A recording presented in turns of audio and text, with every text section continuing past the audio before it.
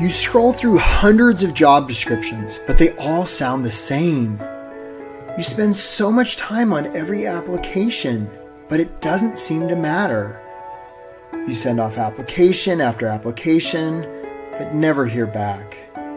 You thought the interview went so well, but it's a no. You jump through all the hoops. The news keeps saying how there are all these employers that are struggling to find people to hire. So why does finding a great job have to be so hard? It doesn't seem very logical or fair. It's not. The system is broken. It's not your fault. The process most people go through to get a job is awful. But here's the good news. The system isn't very smart. In fact, it's downright dumb. It can be beaten. How? Most prospective employers and employees today are using the same old tired strategies that have been around forever.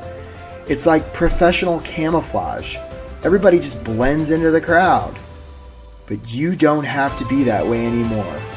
You can get traction. You can stand out from the crowd to unleash your God-given potential, to help a world in need, to do work that matters, to earn what you and your family deserve. You can do this. You're meant to do this. There are bright things on the horizon for you. This is the way.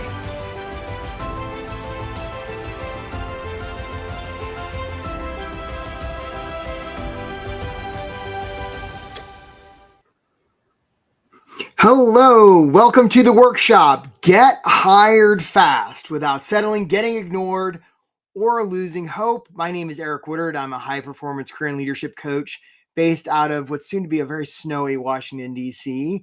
And if you're joining us live for this workshop, I'm so glad you're here. I know your time is super valuable. And if you're watching the recording, very cool too. You're not quite as cool as the people who are here live, and there's a bunch of you here live. Just want to acknowledge any and all of you who are watching this.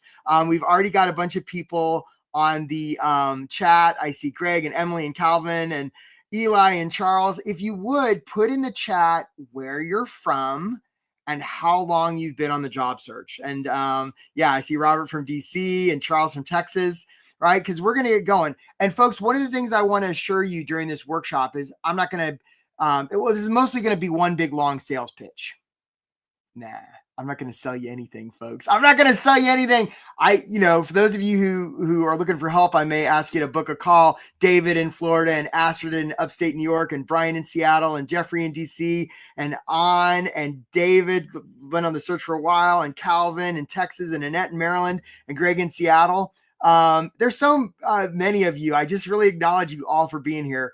We're going to get started. So my intention in this workshop is to really give you, hey, Skip and Jennifer in Texas and Ron in Florida and Larry in Texas, is to really just give you a ton of value over the next hour. And so let's get started. And by the way, if you're not connected to me on LinkedIn, I'm going to ask Ann to put my URL in the chat, and let's connect on LinkedIn. Mark in Chicago and Thomas and Jesse and all that. And if you wouldn't mind putting that in the chat, that way people can just click it. There you go. Thanks, Ann. All right. So let's get started right now. Hi, Yvette in Puerto Rico. Hopefully you can hear us now. So look, guys, sometimes being on a long job search is a lot like pounding sand, Arsenal in Chicago. Sometimes it's like timing a glacier, Rich in Boston. Sometimes it's like being adrift at sea, Jen in Tampa Bay. Sometimes it's like wandering through the desert or like going into the arena of a Coliseum, Emily. I see you there, Emily. I know it's been a while for you on the job search, right? Sometimes it can be like looking into an abyss. We've got Buziwe in Zimbabwe. So who is this for? If you're somebody who's unsure about the direction you want your career to go, if you've been struggling, Marjan in DC, trying to describe what you do, if you're uncertain, if your resume is any good, if you've been wrestling with how to follow up after you apply, Kana in Chicago, if you're tired of applying, Mary in New York City, and hearing nothing back, if you've been doing interviews that seem to go great and you still get a no, And if you just are trapped in a job you hate right now and you feel like you can't escape, and most of all, folks, if you feel like you're losing hope, this is a workshop for you. On the other hand, if you're somebody who's super casual about your career, who's frankly not kind of really wanting to like invest in getting help, if you're somebody who's not willing to do a little bit of work, reluctant to take responsibility for the results you're getting, if you're just interested in finding a job to make money and really just, hoping to do the same thing over and over and expect to get different results than you've been getting, if you're unwilling to be authentic, this workshop may not be for you. It could be really frustrating. Okay. So what you'll learn, Neil, in New York City, what you'll learn is how to get hired fast without settling, getting ignored, or losing hope. I'm going to offer you 4 strategies, 9 tactics, so you can do work that matters and pays what you and your family deserve. Again, if you're not connected to me on LinkedIn, please, Ann, if you don't mind putting that in the chat one more time, it may have gotten covered up. I see Arinam in DC, right? Yeah, connect to me because I'm going to put out a lot of content that relates to everything that we've talked about here. Thanks, Ann. Okay, so our agenda for today, I'm just going to talk really briefly about who I am. I'm going to offer you 4 strategies, 9 tactics. And then I've actually, at the end of this call, those of you who are serious about getting help with your job search and who are even open-minded about doing something new, I'm going to invite you to a call. And I'm going to ask you if you're willing to put the link to book a call with me in the chat right now, just because, and actually, you know what? There's something I didn't do. I'm going to change the availability on my calendar really quick so that I've got more ability because I want people to be able to get to my calendar. So, okay, I just changed it. There we go. Okay, I think I did it just right. Okay, sorry about that. I meant to do that before I started this thing. So there's plenty of availability either to talk with me or one of my team to get some help. And so if that's something you're interested in, that's going to be available to you. And my schedule fills up really quickly. So if you're serious about that and you're serious about getting help, like do that now before it fills up. But we got a whole workshop ahead of us, folks. Okay, so here we go. And we're going to have time for Q&A. Okay, so who is this guy and why does he think he can help me find a job? Alma in Southern California. So I'm kind of a weirdo. I grew up in different parts of Asia. I came to the States when I was 18. I wound up transferring college 7 times. And here I am in the Midwest wondering why it's so cold. I wound up as a scuba instructor on Guam. And that was great. I was underwater swimming with a lot of fish and it was beautiful. And it was awesome. And after a while, I was like, well, this is fun, but my brain's getting a little spongy. And I figured I got to do something sort of more substantial with my life. So I thought, what would be the most prestigious job I could have? And I thought that must be something like the White House. So I took out a piece of paper and I wrote a letter to the president. I said, "Dear Mr. President, you should hire me." And this is like the worst cover letter you've ever seen. I still have a copy of it. And so I mailed that off to 1600 Pennsylvania Avenue. I figured, well, I'm never going to hear from those guys. But I was riding my bike past the Guam post office a couple of weeks later, and the guy came out and he said, "Eric, you got this letter from the White House." And I opened it up, and it was an internship application. And I didn't know what the hell an internship was, but I was really good at filling out applications because I transferred so many times. So I filled that out and sent it in. And I'm like, I'm definitely never hearing back from that. But at least I had the cool envelope. It was on White House stationery, and I thought that was pretty cool. So that got me thinking. I applied to some grad schools, and I got into GW, and I landed in DC with like this big bushy haircut and like a backpack, and was like dumpster diving for furniture, and bought a pair of running shoes and was out running past the National Mall one day, and I ran past the White House, and I was like, those White House bastards, they never even bothered to let me know about that internship thing. I'm going to give them a piece of my mind. So I called them up and I said, "Hey, what gives? You never let me know about that internship thing." And they're like, "Is this Eric from Guam?" I'm like, "Yeah, but I'm in DC now." They're like, "Man, we've been trying to get in touch with you. You start in the First Lady's office on Monday." I was like, "Well, that's interesting." So I bought a suit and bought some shoes, got a haircut, and I showed up. And look, folks, I know we just went through a political season. I don't know if my politics match yours, but this was back during the Clinton administration. Tells you how old I am, right? And I went to work for Hillary Clinton. She was an awesome boss, right? I was one of the few guys in Hillary land, was her intern, and eventually got hired on her staff and was there for many years and followed her to the U.S. Senate, followed her to the State Department where I did UNESCO stuff. And then I wound up leaving Hillary land. I became director of fellowships and internships at the Smithsonian. And, I've gave a bunch of talks, and all through my career, I've sort of seen the same movie of people trying to figure out their career, early professionals, mid-career professionals, late professionals, all different industries. I do coaching. Thank you, Emily. I, written a ton of books. I have all these fancy credentials, and I'm a master coach, and I have a doctorate, and I'm just amazing and wonderful. And I have all these glowing recommendations from all these people I've helped over the years. And you don't care about any of that. Because what you care about is, can I help you? I don't know. Probably, maybe, right? You might be one in a million that I can't help, but I bet I can. So let's find out. So here are 4 strategies. Buckle up, because this is going to be different than stuff you've heard before. Okay. And I just got to warn you, when I do this workshop, in my mind, I'm going to war for you. Right. And this is what I do with the clients I work with too, by the way. Right. We go to war to get them hired. And it's not the same old stuff you've heard before. So hang on, because we're about to start. And I didn't mention, right, we're going to use the chat here. So if you have questions throughout this presentation, we got a lot of people joining us from all over the world. But put stuff in the chat. And here's my first question for you to go in the chat. What's a good resume about? Put it in the chat. What's your answer? Let's see if anybody gets it right. What's a good resume about? And this is where I really need Jeopardy music. Next time I'm going to have it. Okay. What's a good resume about? Put it in the chat. What's your answer? Don't be scared. And there's a little bit of a delay between when I ask stuff and thanks, Alma. I appreciate that. So Skip says results. Jeffrey says what I bring to the table. Brian says marketing. Okay. Victoria says your credentials. I haven't seen the right answer yet. How I can shine and be the best EE. A brand called you. Nope. I haven't seen the right answer yet. Okay. So here's what most of you are saying. Most of you are saying a good resume is about me. It's about my skills, my accomplishments, about selling myself, right? Ron says it's about like getting attention, right? Yep. There's Kelly, selling yourself. I got bad news for all of you. None of you got it right. A good resume is not about you. Nope. Clara, it's not about Sierra. It's not about showing yourself. Nope. It's none of that. A good resume is about them. A good resume is about the person or organization you're sending it to.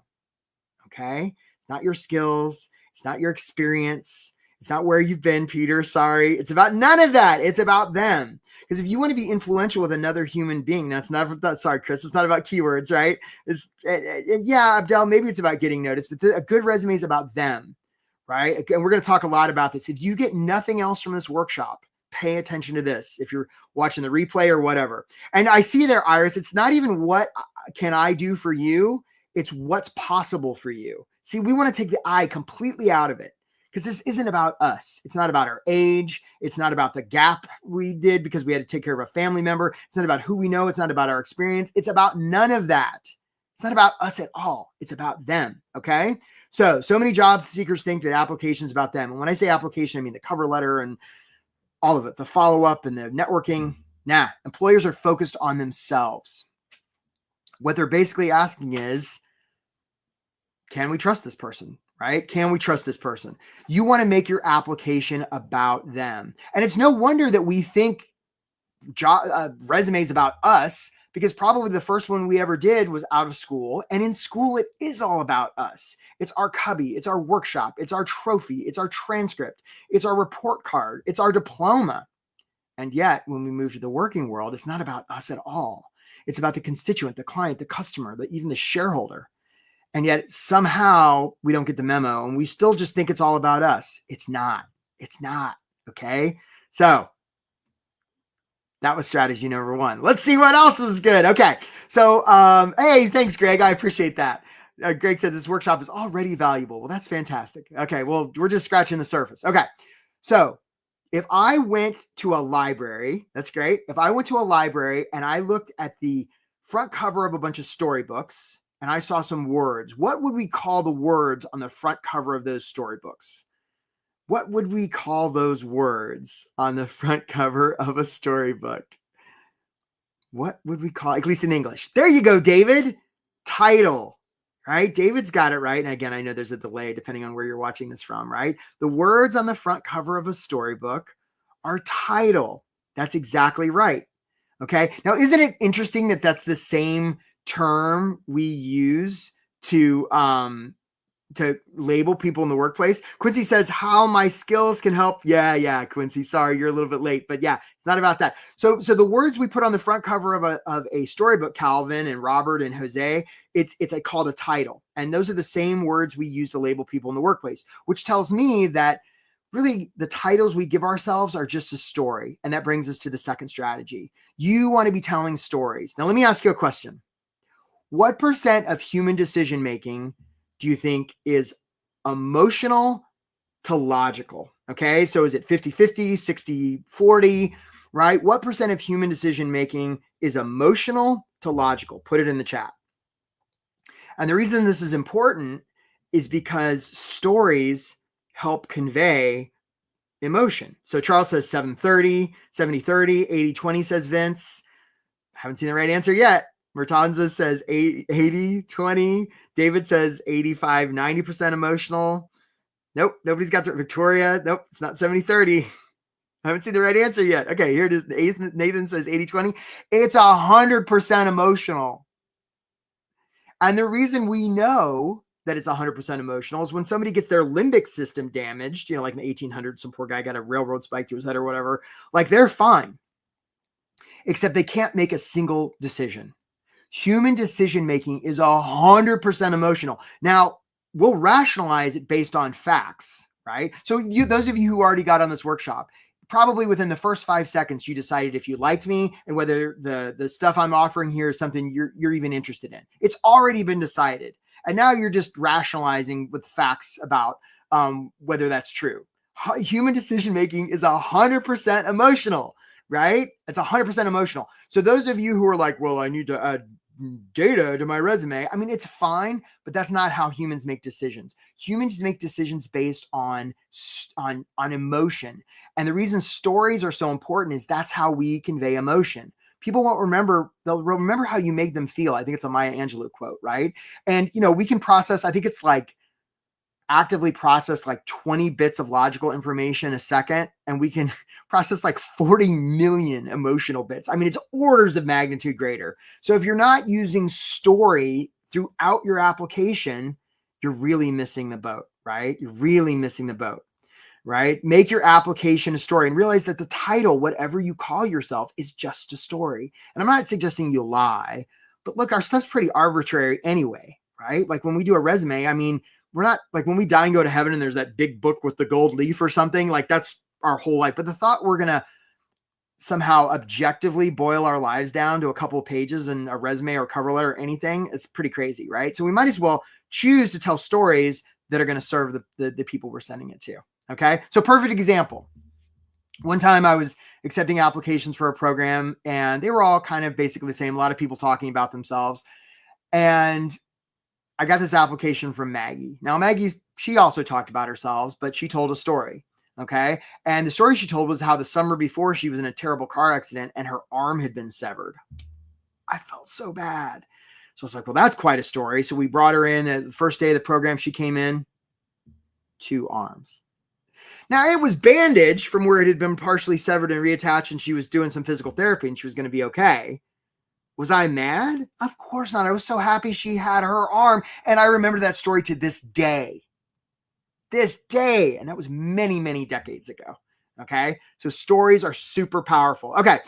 Who can tell me who this is? What is this guy called? Who is this kid? I'll give you a hint. He lives in Idaho. Okay. So who is this called? Those of you who know, you may like tater tots. That's all I'm saying. Okay. What is this guy's name? Who is this guy? Right? Dynamite. That's right, Catherine. Right? That's right. Chad. Exactly. This is Napoleon Dynamite. Thank you, Jennifer. Hi, Jennifer. Right? It's this Napoleon Dynamite. Okay. Now, if you haven't seen, that's right, Robert, vote for Pedro. Like, if you haven't seen this movie, first of all, stop your job search. Like, go watch the movie. I mean, come on. We're trying to create a society here, folks. And just to set this up, I don't want to ruin the movie for you. Vote Pedro. That's right. Napoleon's a high school kid. He sort of beats to his own drum. And he finds himself in a school assembly where he's thrust on stage. He's managed to get a cassette tape up to the DJ booth, but Napoleon's obliged now to do a dance or some sort of performance that he hasn't practiced and wasn't prepared for. The entire student body's watching. So they play the music. Napoleon sort of stands there and he just does this crazy improvised dance routine. I mean, it's the craziest damn thing you've ever seen. I mean, he opens the kimono metaphorically. I mean, it is wild. Okay. And then he stops and he's sort of sweating and panting, he's a high school kid. And everybody, all the students are like, and then they burst into wild applause. And the reason that happens is because, like Jamie Kern Lima said, she's the founder of It Cosmetics, everybody's a good dancer if they commit fully. Authenticity is the golden coin of the realm. And this brings us to strategy number 3, which is authenticity. People are going to hire you because of who you are, not in spite of it. So those of you who have been hiding your age by taking off graduation dates or been listening to the advice about if you have experience that's more than 15 years old, take it off, probably from somebody who doesn't have 15 years experience, I imagine, right? All of that stuff. Stop listening to that. Let me ask you a question. Who do humans hire? Put it in the chat. Let's see if we get it right. Who do humans hire? And of course, some of you right now are thinking, but what about the ATS? What about the algorithms? Don't we have to fool the algorithms? Well, let's see. Put it in the chat. Who do humans hire? Let's see if anybody gets it right. Right? People they like. I'm not sure about that, Neil, but I like the first part. Humans. Wait, who said it? Skip. Greg. People. That's right. Go, Tom. Yes, people. It's people. Humans hire humans. That's exactly right. And so many of job seekers are, I'm proficient in Microsoft Office. Like, if you don't talk like that, don't put it in your resume, right? And if you've been trying to sell yourself, please stop doing that. Selling's weird. We've gone over this historically, folks, and buying people's even weirder. Like, don't do that, right? So you want to be authentic, right?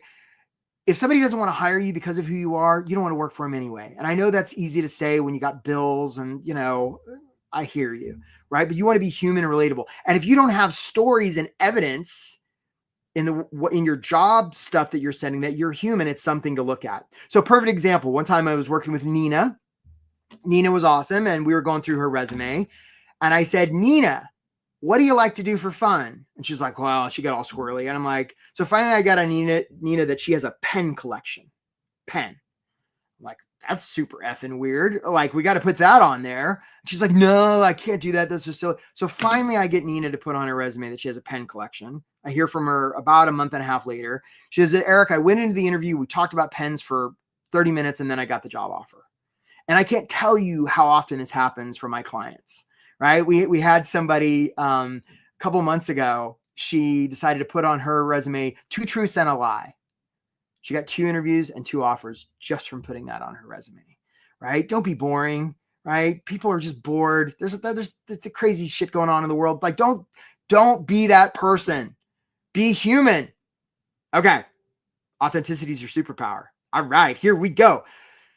This is strategy number 4. Abraham Lincoln, give me 6 hours to cut down a tree and I'll spend the first 4 sharpening the axe. And this brings us to strategy number 4, which is consistency. You want to have systems and tools, right? The only reason, if you've been having trouble, I saw at the beginning here, some of you have been on job search for a long time, 6 months, 8 months, a year. There's nothing wrong with you. It's not your experience, right? It's not who you know. It's not the market. It's none of that. Right? The only reason you're having trouble getting traction in your job search right now is because you don't have a system that's serving you, right? The results you're getting are perfectly attuned to your current system. Okay. So, and Anna, we're going to play the angel clip here in a second. So just want you to get ready. So, right. You don't want to work smart. You want to work hard, right? You want to increase the quality of what you're doing first and then the quantity. Right. And if what you're doing isn't working, you want to iterate. Now, what a lot of you doing, or you're working with a panel about this big that's got all the levers and stuff like that. And what you don't realize is there's like 15 other panels of wheels and levers and stuff that you don't even know you can use. And that's what I help people do with my program, right? Is we show you where all the other levers and stuff are. It's like, it's like trying to control a spaceship with like just one panel. Like, you're not going to get very far. You need the whole instrument panel.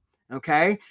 And there's no such thing as a failed experiment. What works for one person may not work for another. And we don't have to know what's going to work from the beginning, but we can just iterate until we get the right settings. But if you don't have all the levers and dials, you're never going to get the right setting. Okay.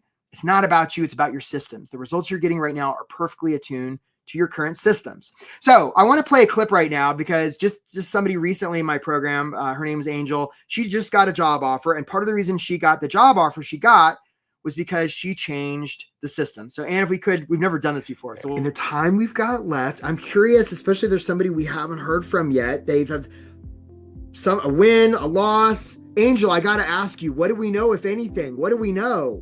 I got the job. Yay! Whoa! The offer. I'm moving in a week. Yeah, it's crazy. And I know when we first met, you're like, oh, like, let's get something by your birthday. And my birthday is in 4 days. So I was able to do it. Yay! And I just want to acknowledge you. Like, you dove in, you did it, you did the work. Thank you. Way to go. It would have been possible without like signing up for this program, truly. I think it made the difference for me. So good, Angel. Yeah. Really happy for you. Yeah. Super awesome. Congratulations to you. Yeah. So there you go. There's a nice, nice story, but like that happens for people when they're using the full instrument panel. Okay. And it can happen for you, right? Angel came to a workshop just like this, signed up for the program, rest is history. And that just happened a couple weeks ago. So very cool. All right. So how do you put all of this to work? Yeah. Thanks, Mark. Okay. How do you put all of this to work? Okay. So if you're not writing this down, and by the way, if you want to book a call with me, my calendar's filling up. We just put the link in there. If you're serious, right? If you're serious about getting this handled, like just serious job seekers only. All right. 9 tactics. Here we go. All right. So I mentioned that making the job search about them is really important. I lied. It is important, but this is actually the most important part of the workshop. So if you've been, like listening on the replay and you've been trimming your bonsai tree, or you've been listening to this live and, you've got Sally Jeffrey Raphael going to, I don't know, she's not on anymore, but whatever, right? Like pay attention, come back to me. Okay. So here's the setup. Let's say there's a lake and in the middle of the lake, somebody's drowning. Now they're surrounded by other people in little boats. Okay. So somebody's in the middle of the lake drowning and they're surrounded by other people in little boats. If that was a job search, who's the person drowning? Put it in the chat. Okay. So somebody's drowning. They're surrounded by other people in little boats. If that situation was a job search, who's drowning? Let's see if anybody gets it right. Sometimes people get this right. We'll see. We'll see how it goes. Who's the person drowning? Who is it in that job search?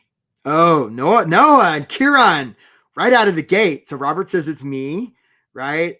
Okay. Brian says it's me. Okay. So actually Robert and a couple of other you got it right. Some of you are saying me, it's not you drowning. It may feel like that. Okay. Especially if you've got bills and you've got family saying, oh, just go take the job you can get. It can feel like we're the one drowning. We're not.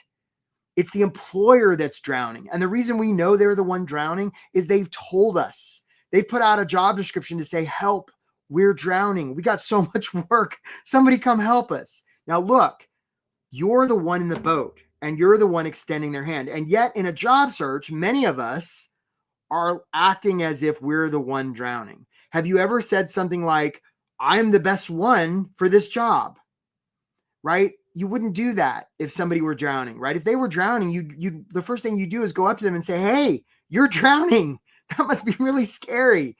Like, let's have a conversation to see if I'm the right one to pull your butt out of the water. I have no idea if I'm that person, right? But let's have a conversation about it. And by the way, if I'm not the right person, that's 100% okay, because there's lots of other people drowning out here that may need my help. And by the way, there's lots of other people in boats, right? You're not the one drowning. So this brings us to mindset. Okay. Realize that you're not trying to sell yourself, right? None of that. And any time you get close to the business of, oh, I hope they pick me, right? You want to be like high engagement, low attachment. Realize they'd be lucky to get you. That's the energy you want to bring. And by the way, you want to do this from a place of service, right? So rather than look at job listings and be like, what do I want, right? Think, who could I help? Rather than go into an interview and be like, ooh, I'm the best one, I'm your best candidate, be like, let's talk about you drowning. It's not about me, it's about you, okay? Nobody wants to be sold, right? People want to be served.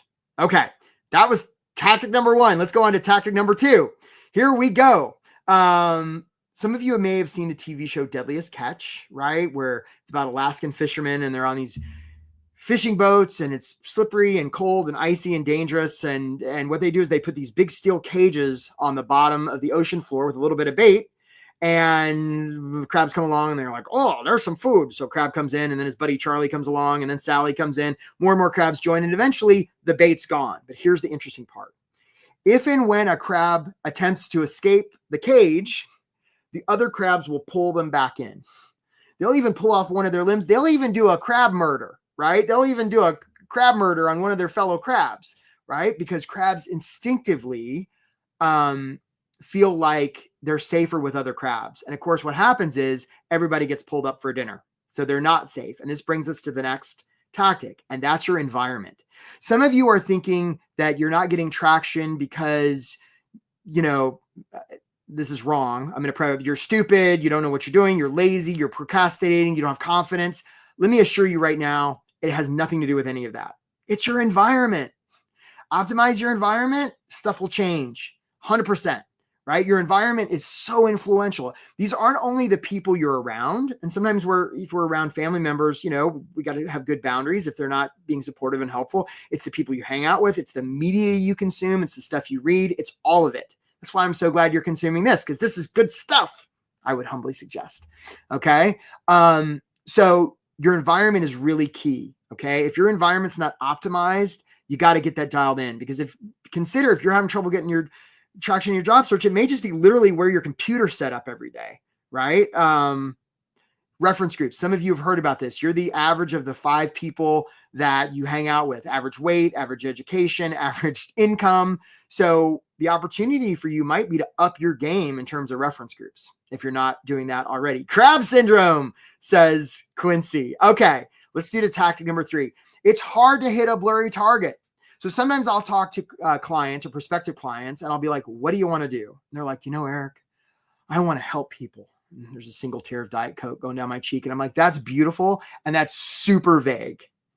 Like, how much money do you want to make? Anywhere from 50,000 to 250,000. Again, beautiful and super vague, right? Our brains will literally find what we tell them to look for. And if we give them help people, well, that's beautiful. And I don't know what that means. What kind of people? How will you help them? When? Where? Who? Right? We want to have the map before we go into the forest. And this brings us to clarity, right? You want to be really, really clear about what you want. It has to do with a part of our brain called the reticular activating system. And this is the thing when we go and buy a new car and we're like, nobody's got this car. We drive off the lot and then we see 5 of that car, right? If I all of a sudden was to say color red, you're now instantly more aware of red in whatever room you're in right now, right? Our brains will actually find and notice and see what we tell them. So we want to be really clear with the instructions we give our brains, our programming, right? Clarity and specificity are vital. There's a reason that NASCAR drivers, when they drive 500 miles in a circle, don't look at the outer wall. Because if they look there, that's where the car tends to go. Okay. Same thing with your job search. All right. On to tactic number 4. Okay. This is a fun one. If you went to the store and bought this, what would you be buying? Put it in the chat, please. What would you be buying if you went to the store and bought this thing right here? Yes. What would you be buying? Yeah. Emily knows what she's talking about. So Emily says it's a drill. Okay, what would you be buying? Drew says a tool. Jen says a drill, a power tool. I haven't seen the right answer yet. What would you be buying? A drill, says David, a screwdriver. Annette says a tool. Okay, I haven't seen the right answer yet. You might be buying the brand. Nope, that's wrong too. Okay, so here's the thing. Nobody needs this sitting around their house. Nobody needs this. This is beautiful. What you really need is a hole. You're buying a hole. Right? That's what you're buying here. You don't need this. You need the hole. And actually, you know what? You don't even need the hole, because nobody needs a bunch of holes in their walls. What you need is a place to put the hook. And actually, you don't want a bunch of hooks hanging out of your walls either. You gash your arm open, right? You don't want that. What you want is a place to hang the photo of your family. And actually, now that I think about it, I don't even want I don't really want the picture of my family on the wall. What I want is the feeling I get when I look at the picture of my family, my beautiful, smart wife that's on the hook, that's in the hole that was made by the drill. Okay. And this brings us to the next tactic, which is giving safety, right? What a lot of people do is they go into a job situation or they send in an application, they make it all about them. That's just a hot dumpster fire. Don't do that. If you're part of the small group of people like my clients who talk about them, you don't want to talk about the drill because they don't need the drill. What they need is the feeling, right? You want to talk about the thing that keeps them up at night when they're staring at the ceiling, right? If you're the one person that can help them feel seen, heard, and understood, game over, man. See how this is a different level than like trick the ATS. We're just playing a different game here, right? That's like amateur hour, right? This is higher level what we're doing here. And by the way, there's only one reason that they're going to hire you. It's not your experience. It's not your skills. It's not even if they like you. It's if they trust you. Because I may like somebody and not trust them, not feel that I can trust that they understand what I need. I won't hire them. Conversely, I may not like somebody, but if I trust that they understand what's possible and they can help me get there, I'll hire them all the time. Okay. So you want to get really clear about what they need and what keeps them up at night. How can you make them feel seen, heard, and understood? All right, we're on to tactic number 5. We're moving along here, folks. We're doing great. This is a copy of my resume, and my resume is sort of like a model home of resumes, right? And here's what I often find: many people, the resumes look alike. They sort of are like professional camouflage. And this brings us to tactic number 5, which is your paper, right? You want your paper to stand out and realize that it's, everybody's got an opinion about resumes, and anybody tells you there's one right way is stupid. And by the way, resumes are stupid, right? I mean, it's just, what a dumb idea, but it's the least bad way we've come up with so far. So it's a hoop you got to jump through. And the opportunity is to put a resume together that's authentic, that tells stories, and that it's about them. Okay. And you don't want your resume to look like all the others. Some of you who are using teal, I can spot a teal resume 15 miles away, right? Like, stop, right? Don't do that. Realize that your paper is a communication piece, and you want to communicate with an employer in a way they can't ignore, that makes them feel seen, heard, and understood. For instance, notice my resume here. I have hyperlinks in my resume. Do you have it in yours? Right? It's just it's one of many tiny little things you can do to add to a resume that makes it stand out.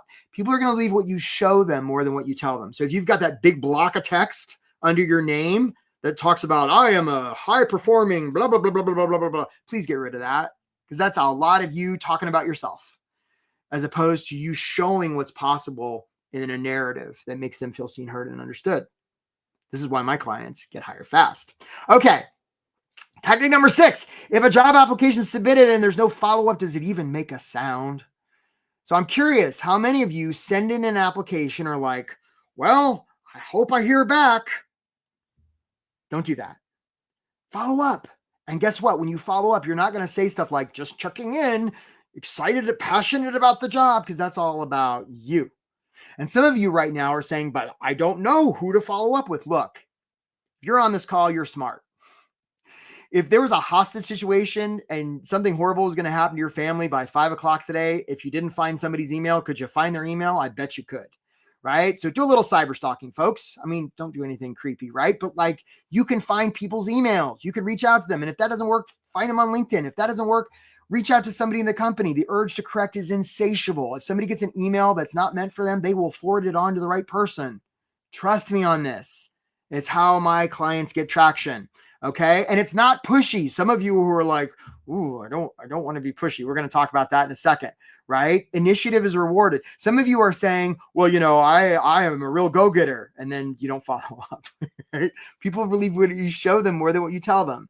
It's not pushy, because remember, think about, if going back to our metaphor of the lake, right? If somebody were face down in the water and you said, hey buddy, you okay? And they didn't move, you wouldn't be like, ooh, I don't want to bother them. No, you'd jump in the water, you'd splash and you'd flip them over. You'd even start doing mouth to mouth. And if the person came to you and said, lady, excuse me, I'm just snorkeling, you'd be like, my bad. But you'd be willing to risk offending people in the name of service. And that's how you want to do your job search. This is not about pleasing them. This is about serving them, right? So if a recruiter, if a recruiter says, well, we'll get back to you next week, you say, that's great. Like, I love that. Can I ask you a question? Yeah. What do you mean next week? Right? Get specific. And if you get them to next Friday at 5, and if we were not in touch by then, like, you're going to call me, they may be like, well, no other candidate has asked for this level of specificity. You can say, thank you for noticing. We're not here to please. We're here to serve. Right? Show them, don't tell them. So great story. Darren Hardy, he used to be the publisher of Success Magazine. He used to go around and knock on doors of houses that had recently, their contract with their selling realtor had recently expired. He would knock on their door at 6 a.m., full suit, clipboard. They'd open the door and be like, who are you? He's like, I'm Darren. I'm here to sell your house. Here's the clipboard. Right. And if they didn't sign then, around mid-morning, he'd send a big gift basket. Later on, an associate will show up with a sold sign. And he said he lost about 1 out of 5 for being too assertive, and he got the other 4. Right. Be a leader. You can do this. Okay. So guys, we're on to tactic 7, I believe. And again, this is another huge one. Okay. If I asked you, how many of your contacts, wherever you keep your contacts in your Google contacts or whatever, how many of those people, 1, know you're on a job search, and 2, how many of you asked for help? Probably a lot of you were thinking 5 or 6. And some of you were like, well, I posted it on LinkedIn 5 months ago. Hopefully they saw my profile. No, that doesn't count. Okay. You've got a network. And by the way, how many of I bet some of you have helped other people and it felt really good. How many of you have seen the Academy Awards where the actor gets up there and says, I got the big award. I've got nobody to thank. Right? When we do great things, we do it with other people's help.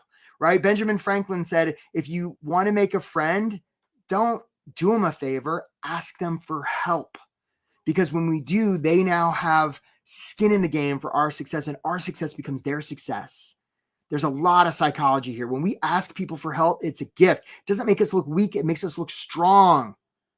And by the way, if the one reason they're going to hire us is they trust us, there's no better way to build trust than through vulnerability, right? And this isn't like a one-off, right? You don't want to say, well, I'm going to reach out to one person a day, because that means we have to get the right hook on the right fish at the right depth in the right place at the right time. Boy, a lot of things have to line up there, right? You want a system where you filter the ocean, because we don't know where the fish are going to be, right? And that's one of the things I help clients do. So, okay, we're on to tactic number 8, I think. Interviews. Who wants the best interview advice in the world? I'm going to offer it to you right now. Here it is. Okay, you may want to write this down. Best interview advice in the world. Here it is. Don't answer their questions. Interviews are weird, right? Interviews are totally weird. And they're not asking you questions to get information from you. They're asking questions to gauge whether they can trust you. So you might as well give answers that help them do that. Give answers and tell stories that help them trust you. So if they ask you a question like, tell us about yourself, the last thing you want to do is be like, well, my name's Emily, Mark, or Quincy, or Greg, and start talking about yourself. No, right? You want to be influential with another human being. You talk about them, and that's what you do, right? Don't answer the questions. Use their questions as an excuse to tell stories and give answers that are going to serve them. Okay. And by the way, if you do that, they won't even remember the question they asked. And here we are, tactic number 9. Here it is, offers. Okay. Here's what I find. I find a lot of job seekers, I ask them like, well, what kind of jobs do you apply to? And they're like, well, Eric, you got to understand, I'm really particular because, I don't apply to something if I know I'm 90% qualified and I know I want the job. Stop. Okay. It's optional. You don't have to worry about 1, if you're qualified for a job, or 2, you want a job, unless and until you get an offer. And here's why. 1, they'll have an opinion about whether you're qualified. They got that handled. 2, unless and until you get an offer, you don't know if you want it or not. So you might as well apply. If the only thing it's going to cost you is the time and energy to apply. And by the way, people in my program learn to spend less time and energy to send out great applications that are about them, then you might as well apply, because again, you miss every shot you don't take. Apply liberally. And remember, you're doing it from a place of service. The question to ask is not, do I want this job? The question to ask is, can I help? All right. You might love it by accident. Okay. So I'm going to pause here for a second, let you guys write this down. Right. And I know we've had a ton of questions. So what's great about putting all these tactics into work is it gets people quick results. So, and if you're ready, we want to show a clip of Kay. So this is what happened when Kay put all of these tactics to work. We're gonna play it right. Man. Keep on the path. All right, we're getting a bigger crowd now. It's so nice. Tell me who else has something to share. Yeah, Kay, talk to us. So I went off camera a few minutes ago because I just got an offer from my dream job and my dream company.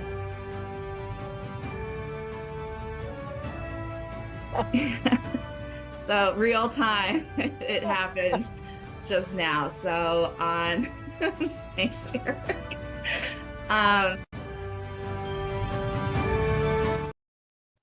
Path, man. Keep on. Totally awesome, right? Totally awesome. And the reason that happened for Kay is she put these things into practice, right? So I just want you to know this is available for you too. Now, look, folks, every time I get to this part of the workshop, I tell you about what's available. I tell you about how people work for me. And I promised I wasn't going to sell you anything on this workshop because we're going to take some questions now. So stay with us. I'm not going to sell you anything. So here's the invitation I want to offer to you. I do have a program, 3 weeks, comes with a guarantee. It's a lot of one-on-one coaching, group coaching. It comes with a course. It comes with a Facebook page, a lot of support. It's amazing. It gets people results, right? It comes with a fee.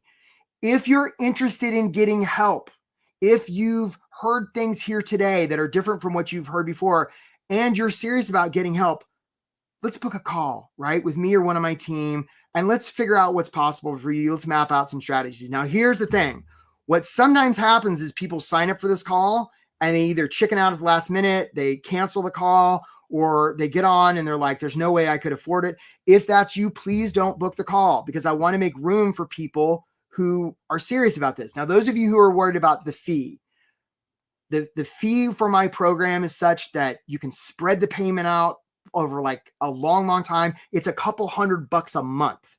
Okay. Cause you can do like a buy now, pay later. Cause people always ask me, well, can I do the program now and pay you when I get the job? Almost, because it's just a couple $100 a month. So look, if you're open-minded and you want to get different results than the results you've been getting, like sign up for a call. We're going to put the link in the chat and like, you can get this handled. Okay. You don't have to do this on your own, especially if you've been doing this for a while. On the other hand, if you're really good with just keep doing what you've been doing, God bless. And I mean that sincerely. Okay. But you don't have to do this alone. I mean it. And don't get scared. We don't bite. There's no high pressure stuff here. But I want to go to war for you because the reason I do what I do is because there's nothing fair about this job searching stuff. And it's very hackable and beatable, and you can beat it. You're special and unique, and it's not because of this. I promise you. Okay. So there's the link there. So we're going to take some questions. And I know there were a ton, and Anne's so good. Guys, give a golf clap for Anne, right? She's so good at this. Okay, Jeffrey N. How can you show all of your experience that makes you a good fit for the role without showing your age and opening the door for age bias? Great question, Jeffrey. You can't. You can't not hide your age. So here's what I would offer you. Stop hiding your age. It's never the scandal. It's always the cover-up. And by the way, they're going to figure out how old you are at some point. And if the reason they're going to hire us is because they trust us, and we open up with saying, you know what, I'm Jeffrey, but I don't trust that you're going to discriminate against me because of my age. How is that going to engender trust for them? And I say this with a lot of love. And I'm not going to suggest that there aren't isms out there. Ageism, racism, sexism, ableism, all sorts of isms. Of course there are. And even in spite of those, even where they're unconscious, at the end of the day, the reason they're going to hire us is because they trust us. So the last thing you want to do is hide anything about yourself. Because if I come to you, like if I was doing this workshop right now and I said, oh, I'm not going to sell you anything, and then I rolled out a thing and gave you a bunch of links, like your trust for me would go to zero.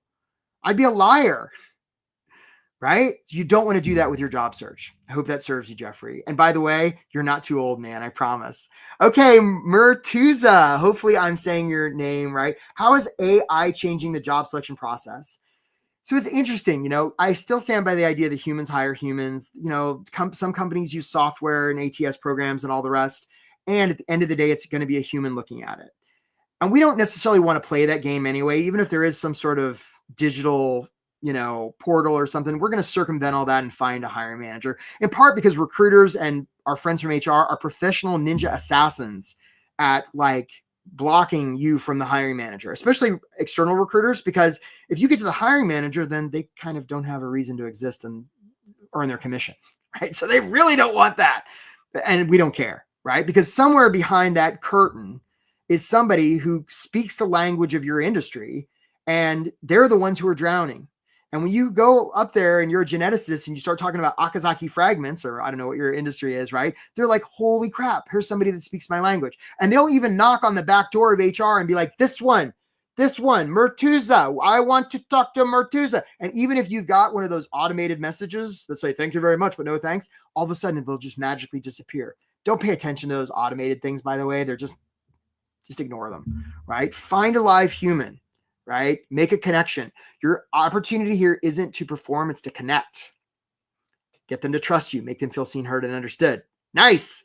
Okay, Iris. How do you find remote work from anywhere job?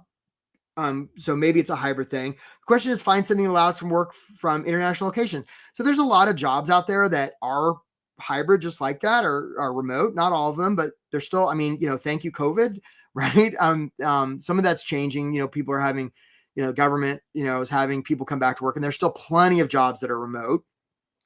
And what I would say, Iris, is if there's a job that really speaks to you, go ahead and apply. Again, you don't have to worry about whether you want a job or you're qualified for it, because let's say you get an offer and the offer says we're going to pay you $120,000 and you got to come into the office every day. That's the point at which you can be like, wow, I really appreciate that. Can I ask you a question? How could we make it so I didn't have to come into the office? You're not saying no. You're just being really curious. And who knows what'll come from that, right? Possibility lives with curiosity. So again, I wouldn't bottleneck yourself so much on the application side as I would. The time to bottleneck yourself is when you're responding to an offer. That makes sense. Okay, next question. Noah, can you talk more about directing interview questions about them? Like if somebody asked to tell us about yourself, what would you say? So I'll do it with you, Noah. So let's say I'm Noah and somebody just asked me to tell them about myself. Well, Noah, I'll tell you, one thing that really stands out to me about you is you took your valuable time to attend a workshop. And the fact that you're at a workshop like this and you stayed in 59 minutes, or no, it's not quite that long. You stayed in 53 minutes tells me that you're somebody who's serious about getting a job. Not everybody is. Not everybody takes their career that seriously. And the fact that you, and you had the wherewithal to ask a question during this workshop tells me that, you're somebody who's serious about what you're doing. That's how I would answer it, right? I make it all about them. You probably don't even remember what your original question was now. And then you could pivot. You could be like, so just so you know, Noah, I've helped a lot of people like you. Am I the right person for you? I have no idea. I helped a lot of job seekers like you. And, you don't have to keep doing this on your own if you don't want to, because other people have been helped, and you can too. I have a history of success with people just like you. Am I the right person for you? I have no idea. That's how you do it. Hope that serves you, Noah. Good question. Okay, what's next? Emily, so many jobs say specifically do not email about this role. I know, Emily. I know. And we're going to be willing to risk offending in the name of service, right? So going back to like a life-saving issue. Let's say somebody's choking. Okay, somebody's choking. You never want to say, are you choking? Because they'll be like this. Some of you have done first aid. You say, what's your name? And then they go, and then they realize they're choking, right? Just because they say they don't want to email about that role doesn't mean you have to do what they say. I mean, who are they? Like kings, right? Again, like their upset is none of our business. We can get away about we don't have to worry about offending them, right? I will offend you in the name of service. When I coach people, right? I try not to offend, and I'm willing to offend my clients if it's going to help them get a job. And by the way, if the recruiter doesn't want you to email them, that's fine. You can just email the hiring manager, right? So there you go. If that's helpful, Emily, I hope that serves you. Okay, Nicholas, is it more important to tailor resume or cover letter towards each? Yeah, a resume or cover letter. You want to tailor both, Nicholas. You want to tailor both because look, if a resume and a cover letter is about them and you're sending that to more than one destination, at least one of those is going to be misaddressed. Now, this isn't like a 5-hour process, right? This is one of the things I work with clients with. You get a system where you make it about them 30, 40 minutes and you crush the send button. And then you follow up. And then you bring in your network. And when you go into the interview, you're talking about them. Does that always work? Not always. And a lot of times it does. So hope that serves you. Oh, such good questions. Ryan, what advice would you give for negotiating a salary when an offer comes in? So first of all, make sure it's an offer, right? So if you're ever getting the business like, hey, Ryan, if we offered you $150,000, would you take it? Your answer to that is, well, I'd have to see the offer. Okay. So when you get the offer and they offer you $150,000 and say you want to make 180, you can go back to them. It's sort of like the remote work question, I think, that Iris asked, right? You can go back to them and you can say, hey, really appreciate the offer. Understand that you want the very best person to do this and this and this and this and this. Notice who I'm talking about here. You want the best person to do this and this and this and this and this and this and this and this. How can I do all that for this? We don't know what they'll say. And even if they don't have a lot of flexibility on salary, they may have flexibility on the remote work thing, leave, title, benefits, equity. There's all sorts of other levers that people don't think about. And at the end of the day, you can just be like, okay, so we're going to have an agreement that in 3 months, we're going to talk about the salary again. How do you feel about that? That's something we can agree to. Great. Have them put that in the offer. All sorts of ways. Okay. Great question, Ryan. Alina, I hope I'm saying your name right, Alina. Advice for moving roles within an organization due to reorgs, new leadership. I've received great advice, but want my perspective. Well, I think this comes, the opportunity here is to come from a place of service, right? So if you're the one staffer there if you're the staffer that's saying, when am I going to get promoted? What's in it for me? What about my professional development? It's not particularly compelling. Whereas if you're the staffer who's like, let's see what's possible here, and you're somebody that brings curiosity, and look, professional development's key, but instead of saying, I want more professional development, you just reframe that and you say, how can I do all these things you want me to do without more professional development? It's a world of difference. Okay. And and look, a lot of times people do my program and the stuff they learn in the program, they take to their next job, right? Because it's the same stuff. And so hope that serves you, Alina. Hope that's a little bit different than what you've heard before. Okay. Next question. And you're doing a great job. Peter McKay says, what about using your personal network to get referrals? Absolutely. Bypass the application merry-go-round altogether. Love that. Do you have techniques or work with clients on that? Absolutely. Because look, especially when we start out in our career, Peter, right? The number of opportunities are like this, but our network's like this. Okay. And as we proceed, those things reverse so that by the time we're senior in our career, I'm trying to make sure my hands are on camera. By the time we're senior, our network is gigantic, but the number of opportunities are like this. So especially the further you get in your career, right? If I went to your network and I said, how many people know Peter's looking for a job? If not every one of them raised their hand, that would be a problem. And if I said, how many of you has Peter asked for help? If not every single one of them raised their hand, that's a problem. You absolutely want to use your network, 100 million %. So guys, look, I know we've gotten to more questions than we're able to. We'll take Iris's question. Iris is going to be our last question. How do you find, or actually, I think we already answered that one, Ann. So we're okay. So look, those of you who have heard this workshop, some of you are like, some of you are like, this is trash, right? Okay. I love you and God bless you. Right. And some of you are like, this is different than what I've heard before. I'm going to go try this on my own. That's fine. And I just want to let you know, I hear from people all the time, like right now, that did this workshop back in October, and they come to me like, Eric, I'm making it all about them. And I'm like, show me your stuff. And I'm like, no, you're not. See all the I's in your cover letter? See where it says I, me in your cover letter? And people are like, oh, I guess I'm not making it about them. I'm like, right? And then they enroll with me and then they get hired fast, right? So those of you who are like, I want to do this on my own, I'm cheering for you, right? Especially those of you who value your time more than money, or you realize how much it's costing you to be out of work, right? If you want to make 120 a year, that's 10 a month, which is $2,500 a week, which means basically it's costing you $500 a day to be out of work, right? If my program can get you hired in like 6 or 7 days faster, like you win, and we're going to get you hired much faster than that. And we're going to get you a bigger salary, right? And we give you a guarantee. So if you're hesitant to sign up about a call because you don't think you have it in you to do something different to get different results, I love you, and don't sign up for a call.